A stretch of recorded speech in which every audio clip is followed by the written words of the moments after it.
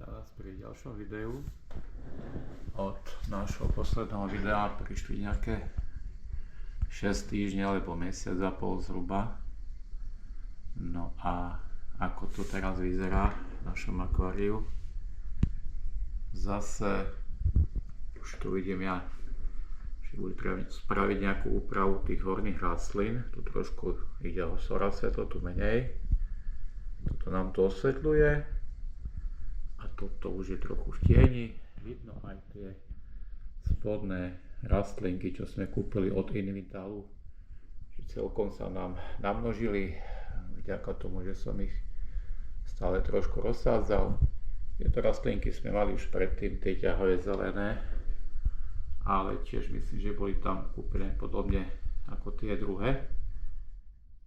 Nie je to reklama pre firmu, je to v podstate ukážka, ako tie rastliny postupne zostrihať a potom si ukážeme, čo ďalej. Ja si nachystám veci na rade a v strede tých prác potom. No a ešte tu som si všimol, že sa mi robí takéto usadenina. Takže toto jedno z prvých budeme odoberať a tu nejaké trošičku boli niekde riasy, také malé zeliny. Také malé, tu niekde boli také aj malé zelené riasy, tak aj tie dáme preč.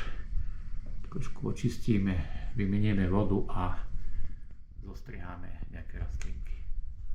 Trošku som dohustil tie menšie, aj tie zelené, aj tie ružové a dozadu som posadil tie svetlo zelené.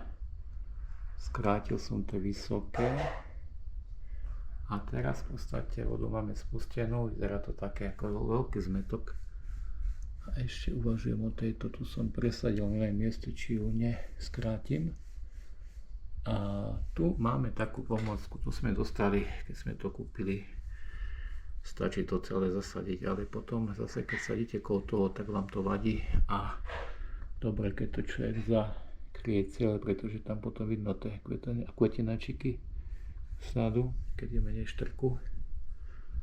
Niekde štrk máme asi naše náhrady, tak budeme musieť doniesť. No. A dolieme vodu a počkáme 2-3 týždne, uvidím výsledok. Dosť hrozivo, ale vidno, že koľko som hore nechal, aby rastliny rástli. O týždeň, o dve to bude veselšie. Tie prvé, čo som sadil, vidno, že z tých ostrihnutých vrcholkov už púšťajú také mladé. Toto sú vysoké rastliny. Tá je teraz tu. A zase tieto sú nízko rastúce. Tak ako tie zelené. Tie sa budeme snažiť dopredu, aby sme videli do akvária samozrejme. No a tie vysoko rastúce, oni nám vzadu podrastú a toto je také ako šala, toto rastie rýchlo. Skôr to treba brzdiť, lebo vám to zarastie celé akvárko. Takže toľko dneska. Dovidenia.